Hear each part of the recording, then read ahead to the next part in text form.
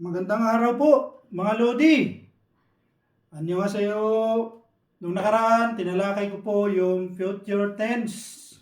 Ngayon naman, magbibigay po ako ng examples of future tense, mga Lodi. Example sentences of future tense in Korean. Number 1, kada, to go. Okay? Ngayon, ang gagawin natin, tanggalin natin yung da. Kunin natin yung verb stem. So, ganito na siya mga Lodi, yung verb stem natin. Ang role natin, kapag vowel ang last, ay dadagdag lang natin tong real koyeyo. So, magiging ganito na po siya mga Lodi. Kalkoyeyo. Okay? Example. 지금 갈 거예요. I'm going to go now. Pupunta na po ako ngayon. Sa Tagalog, 지금 갈 거예요.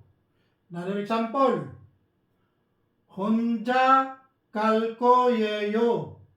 I'm going to go alone. Pupunta po akong mag-isa. 혼자 갈 거예요. 혼자 갈 거예요. Okay, another example.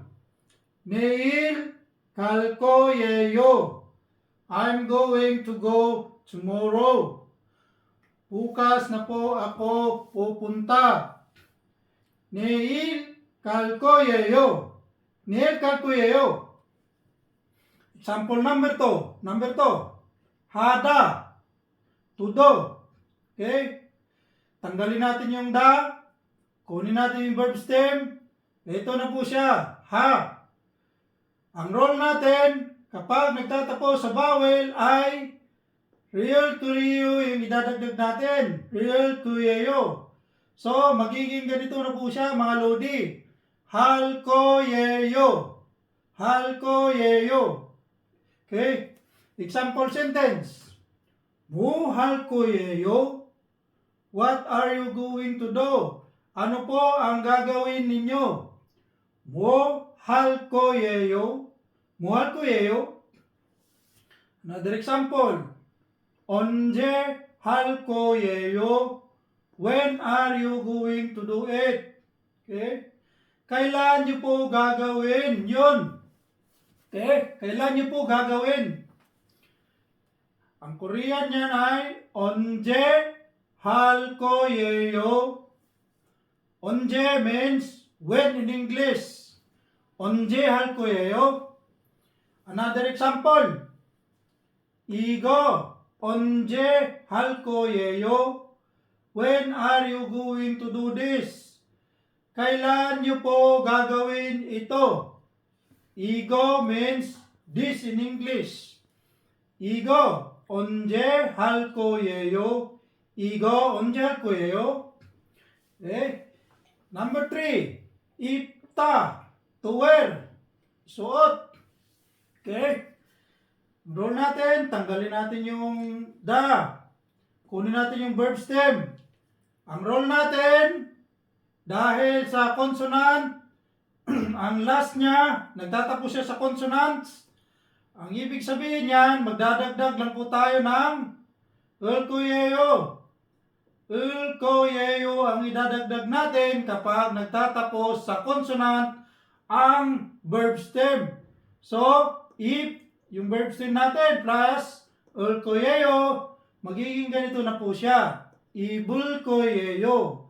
Ibulkoyeyo. Example sentence. 뭐 입을 거예요? What are you going to wear? Ano po ang isusuot ninyo? 뭐 입을 거예요? 뭐 입을 거예요? Okay. Another example. 청바지 입을 거예요. I am going to wear blue jeans. 청바지 입을 거예요. 청바지 입을 거예요. Another example.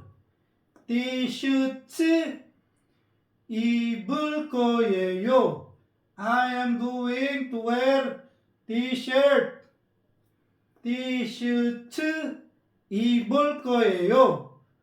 T-shirt means t-shirt. Okay? In English, t-shirt 입을 거예요.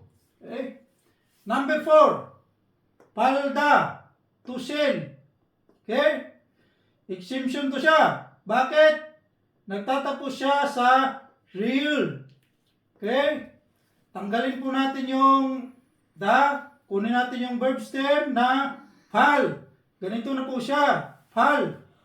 Dahil kapag nagtatapos sa real ang isang verb stem, ang idadagdag po lamang po natin ay koyeyo. Koyeyo. Kapag nagtatapos sa real ang verb stem. So, magiging ganito na po siya. Pal, pas, plus, koyeyo. Magiging ganito na po siya. 팔거예요. 팔거예요. Okay? Example sentence. 뭐 팔거예요? What are you going to sell? Ano po ang ibibenta ninyo? 뭐 팔거예요? 뭐 팔거예요? Okay? Another example sentence. 어디에서 팔거예요? Where are you going to sell it? Saan niyo po ibibenta? 어디에서 팔 거예요? 어디에서 팔 거예요? Another example. 얼마에 팔 거예요? At what price are you going to sell it? Sa magkanong halaga niyo po ibibenta? 얼마에 팔 거예요? 얼마에 팔 거예요? Okay? At what price are you going to sell it? Tandaan nyo lang po, sa future tense, kapag nagtatapos sa vowel, ang idadagdag natin ay real koyeyo. At kapag nagtatapos naman po sa consonants, ang idadagdag natin ay el koyeyo. Ngayon naman, kapag nagtatapos po siya sa real, ang idadagdag lang po natin ay koyeyo. Yan lang po. Maraming salamat po sa inyo mga lods.